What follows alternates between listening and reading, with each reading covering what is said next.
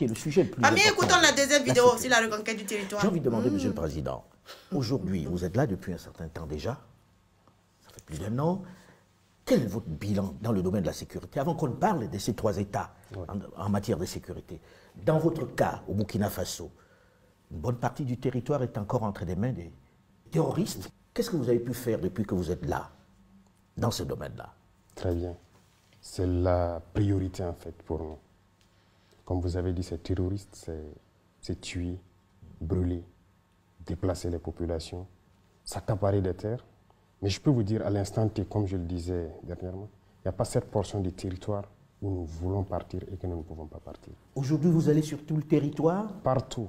Des territoires qui étaient sous contrôle, si on peut le dire, depuis 3 à 4 ans. Nous mettons pied. Mais pourtant, on parle de plus d'attaques qu'autrefois lorsqu'il y avait des armées étrangères sur le territoire. Ah oui? Vous êtes sûr? Plus d'attaques, c'est relatif. Aujourd'hui, nous sommes à l'offensive pour la plupart des zones. Nous ne sommes plus dans une posture de défense. Nous partons vers l'ennemi, nous cherchons l'ennemi. Lorsque nous avons décidé de prendre notre destin en main, comme on aime le dire, c'est une décision assez importante et très courageuse. Et lorsque vous décidez comme ça, toutes les cellules dormantes se réveillent d'un coup. Et c'est à ce moment que vous vous rendez compte de l'ampleur de la situation du terrorisme. On s'est bien rendu compte. Mais pour faire la guerre, il y a d'abord le patriotisme. Il y a la logistique. Et il y a maintenant l'intelligence des situations. Le patriotisme s'est réveillé à tout le Burkinabé. Que ce soit les combattants, que ce soit les populations civiles, vous les voyez bien contribuer. Ça n'aurait pas été possible il y a quelques années de cela. Pourquoi? Il faut savoir réveiller le patriotisme en chaque peuple. Les mettre en confiance, savoir que leur patrie, c'est la seule chose qui les reste. Ça, on a réussi à le faire. Voilà pourquoi lorsqu'on les demande de contribuer, ils le font. On a demandé aux gens de s'enrôler pour combattre partout où ils sont. Même aujourd'hui, si nous décidons que nous voulons 1 million de Burkinabés pour combattre, nous les aurons. Les volontaires pour la défense de la patrie. La défense de la patrie? Oui. Les gens sont prêts, ils sont engagés. C'est pas dangereux pour eux? Non, c'est leur patrie. C'est leur patrie. Partout dans le monde, les gens se sont battus pour leur patrie.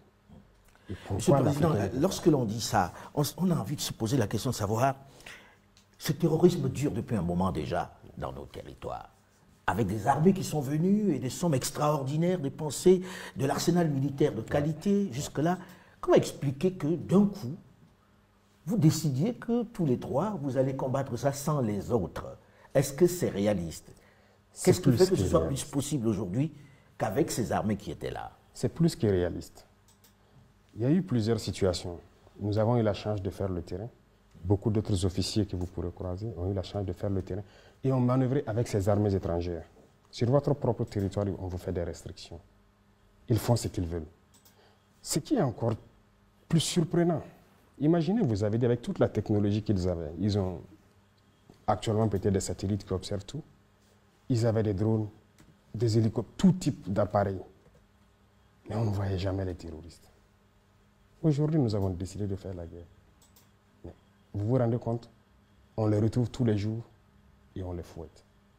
Donc, il y a un problème. Pour vous, il n'y avait pas une réelle volonté de les combattre alors? Aucune volonté de les combattre. S'ils le voulaient, ils pouvaient le faire. Les terroristes n'auraient jamais atteint ces niveaux. Alors aujourd'hui, on dit s'ils font des résultats, s'ils font quelques résultats, c'est parce qu'ils ont avec eux les Russes. Il y a eu Wagner dont on a parlé.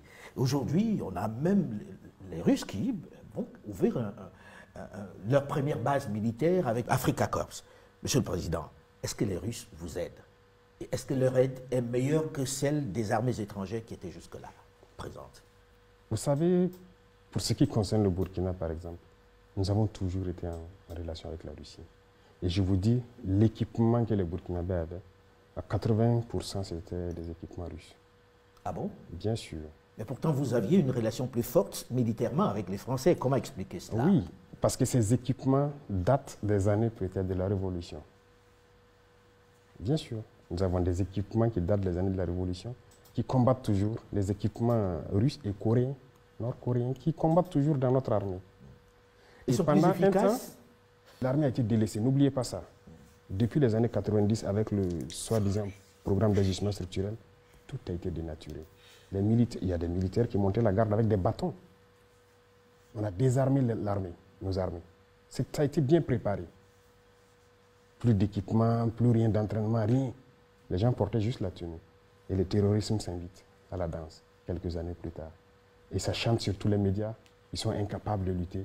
On viendra les aider. Et le terrorisme ne fait que gagner du terrain. Aujourd'hui, avec la Russie, la relation est d'abord stratégique. Ça, je pense que vous le comprenez beaucoup mieux que nous. Et avec la Russie, il n'y a pas cet équipement que nous souhaitons payer avec eux, qu'ils ne vendent pas. Les autres nous font des restrictions. Ils vous disent, vous ne pouvez pas acheter ce type d'armes. Bien sûr. Or, les Russes vous vendent tout ce que vous voulez. Tout ce qu'on veut. Jusqu'à l'instant T où je vous parle, on nous bloque des licences de certains avions. Il y a des types d'armes qu'ils ne vont jamais nous vendre. Et comment on vous l'explique, ces restrictions? Ça vous, je pose la question, où est l'amitié? Qu'est-ce qu'ils veulent? Il y a beaucoup de pays, les Russes, les Chinois, les Turcs, les Coréens, ainsi de suite. Il n'y a aucune restriction. Avec l'Iran, tout ce qu'on veut, ils vont nous faire le point. Si on peut payer, on paye. Mais avec ces États qui étaient là, soi-disant nos amis, il y a des restrictions. Il y en a même qui sont arrivés à nous dire qu'ils ne peuvent rien nous vendre qui est létal. Ah oui? Oui. Donc vous faites la guerre, vous ne pouvez pas tuer celui qui est en oui, face les de vous. terroristes, lui, nous tuent. Mais nous, on a peut-être le devoir de ramasser des cailloux, peut-être même le caillou est létal. Tout ce qui est létal, qu'ils ne nous vendent pas. Voilà leur principe. Alors aujourd'hui, avec la Russie, qu'est-ce qu'ils prennent en retour? On sait bien qu'il n'existe pas d'amitié entre les États. C'est toujours des intérêts. Chacun vient pour ses intérêts. Alors aujourd'hui, il y a la peur d'un certain nombre de personnes de voir qu'on a changé un maître pour un autre. Or, je vous connais un tout petit peu pour savoir que vous n'êtes pas dans le remplacement d'un maître par un autre. Que vous donnez-vous aux Russes très concrètement pour qu'ils soient là? Est-ce qu'ils prennent des minerais? Comment vous les payez? Est-ce que vous êtes en train de vendre une portion du territoire? C'est quoi le deal? Si c'était ça le deal, de quitter vraiment un maître pour un autre, on préfère mourir. Parce que quand on dit la patrie ou la mort, ça a tout son sens. Non, ce n'est que du média mensonge encore. Et malheureusement, on avait même vu des chefs d'État qui sont tombés dedans, qui sont allés raconter du mensonge, soi-disant qu'on a donné des mines à des Russes, à notre partie sud. Archi faux. Il n'y a rien de donné aux Russes. Archi faux. Même pas une mine. Pourquoi donner? Si les Russes veulent une mine, on a le code minier. Ils viennent s'intégrer dedans. On leur donne le permis, ils payent les impôts et ils font tout ce qu'ils doivent faire comme les autres. Mais avec quoi vous payez alors les Russes? Ils ne viennent pas pour vos beaux yeux. Ah oui, avec quoi on les paye? D'abord, les Russes sont arrivés quand au Burkina, c'est la dernière fois que des instructeurs sont venus parce qu'ils doivent venir instruire les militaires sur des équipements. Et c'est avec tous les pays d'ailleurs. Ce n'est pas les Russes seulement. Quand on signe un contrat pour acquérir un équipement, on signe le contrat avec la formation. Il y a plein de Turcs ici. Pourquoi ils n'en parlent pas? Qui, eux, sont spécialisés dans les drones, plutôt. On a payé des drones avec la Turquie, avec un contrat d'assistance. Il y a plus d'un an. Tout le temps que nous sommes là, il y a des Turcs qui sont là. Pourquoi on n'en parle pas? Qui sont là, ils nous appuient. Ils ont formé nos équipages en Turquie. Ils viennent ici, ils les assistent. Et ils continuent de les former dans le pilotage, la maintenance et tout. Et on a le contrat sur un temps donné. Lorsque nos hommes seront bien drillés, ils vont partir.